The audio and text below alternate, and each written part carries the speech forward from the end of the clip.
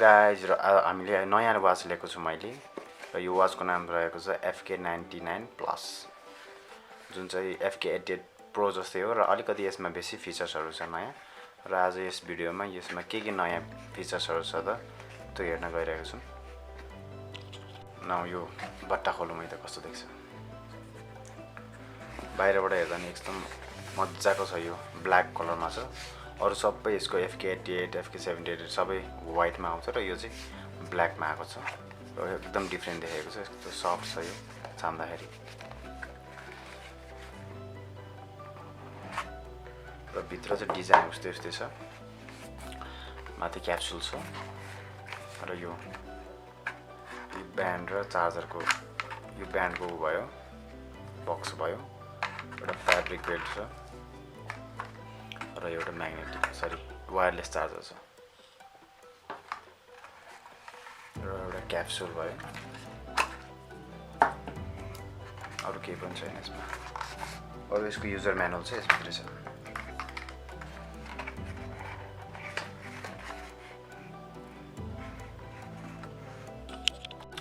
न अब यसको क्याप्सुल हेरौँ।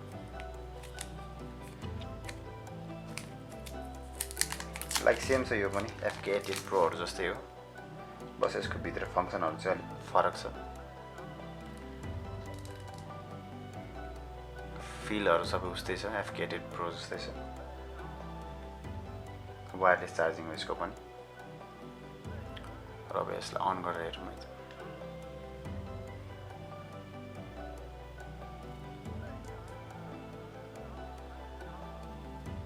यसको ब्राइटनेस घटाएर हेरौँ।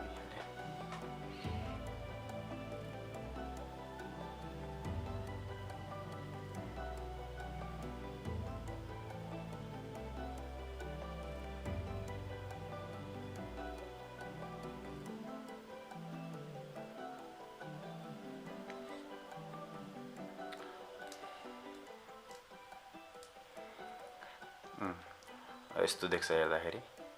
यसमा चाहिँ अब तपाईको वालपेपरहरु एकदम पहिला Fk88 Pro भन्दा नि फरक आएको छ। नयाँ हेर्न सक्नुहुन्छ।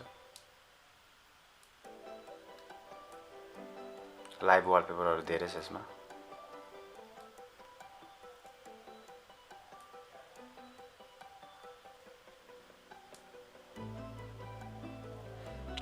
हेर्न सक्नुहुन्छ वालपेपरहरु चेन्ज पनि हुन्छ। यो लाइभ वालपेपरहरु चाहिँ धेरै छ यसमा।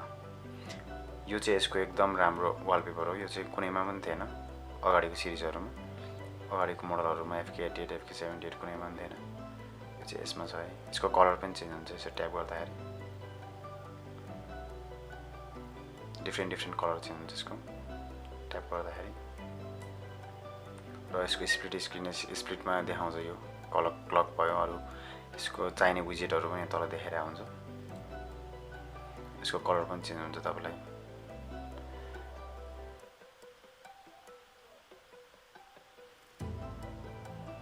यो पनि चेन्ज हुन्छ।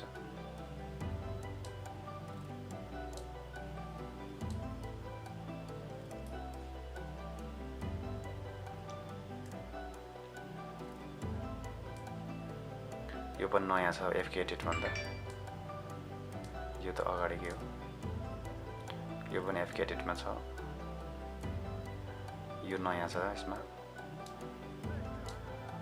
यो नयाँ छ।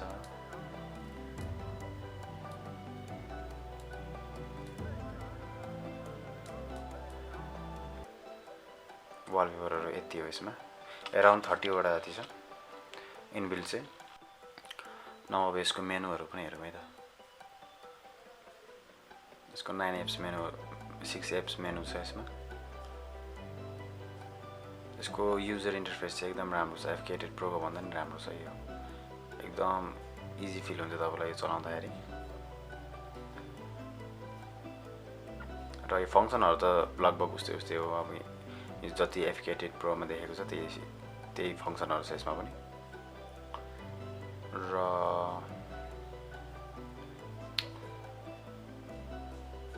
फंक्सनहरु लगभग उस्तै छ यसमा। यसरी पनि तपाईले चेन्ज गर्न सक्नुहुन्छ।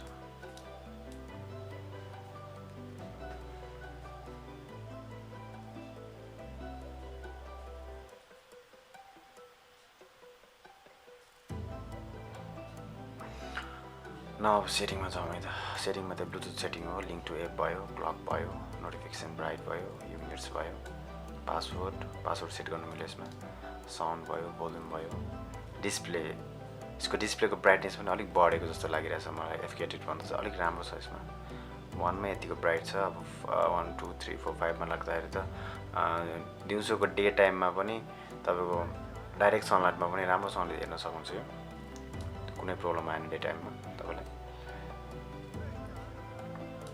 र अरु त सबै एउटै हो अबाउटमा हेर्न सक्नुहुन्छ Fk99 Plus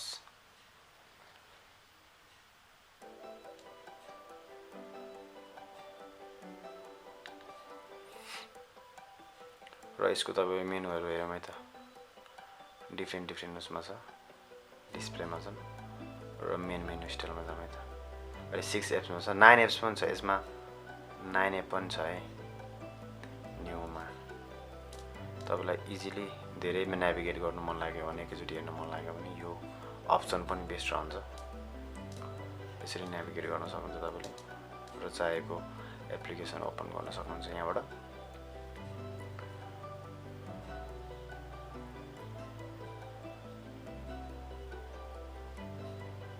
र अर्को रहेको छ हाम्रो युजुअली हाम्रो मेन यसको के भन्ने डिफल्ट मेनु स्टाइल त्यो हनीकम्ब स्टाइल हेरौँ है त हनीकम्ब स्टाइल एकदम स्मुथ छ यो एकदम स्मुथ छ Fk88 Pro भन्दा पनि एकदम स्मुथ छ यो एकदम स्मुथ छ यो एकदम तलसम्म यो जुम आउट पनि एकदम धेरै हुन्छ र जुम इन पनि तपाईको पुरै खुल्छ यो एप्लिकेसनै खुल्छ जस्तै तपाईले टार्गेट गरेर कुनै एप्लिकेसनलाई यसरी कल गर्नु नोटिफिकेसन खुल्यो यसरी र यसको इन्टरफेस पनि एकदम राम्रो छ युजर इन्टरफेस पनि एकदम इजी छ र तपाईलाई एकदम के भन्छ सेटिस्फाई फिल गर्छ के यो अब यो चलाउँदाखेरि त्यो चाहिँ यसको बेस्ट लाग्यो मलाई नयाँमा र बिल्ड क्वालिटी त लगभग उस्तै हो वायरलेस चार्जिङ वाला साइडमा र यसको बटन दुईटा हुन्छ अन अफ गर्ने यसबाटै हुन्छ क्राउन चल्छ राम्रोसँगले र अब यसको हार्ट रेट मोनिटर ब्लड प्रेसरहरु भयो SpO2 भयो यिनीहरु त सबैमा छँदैछ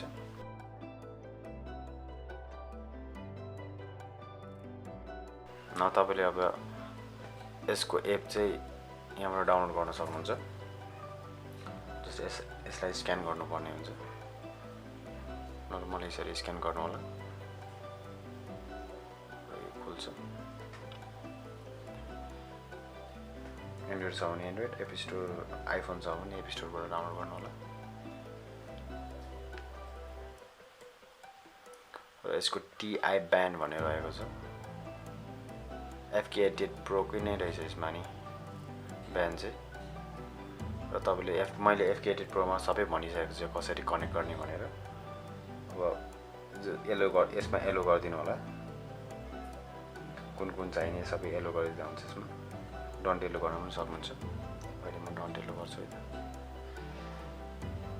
अब अरु सबै फंक्सन त्यसमा जस्तै हो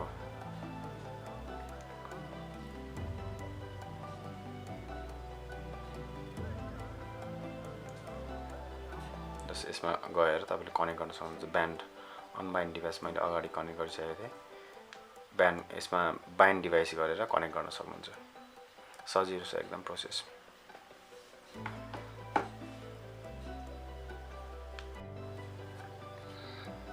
कनेक्ट भएपछि यसरी देखाउँछ Fk99 Plus भनेर देखाउँछ मोबाइलमा र तपाईको यसको वालपेपरहरु एकचोटी हेरौँ है त हामी डायल सिलेक्सनमा हेरौँ है त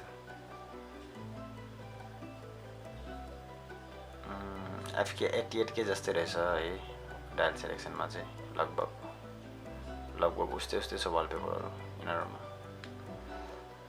खासै डिफरेन्स छैन र यसको डिजिटलमा जाम है त डिजिटलमा पनि सेम टु सेम छ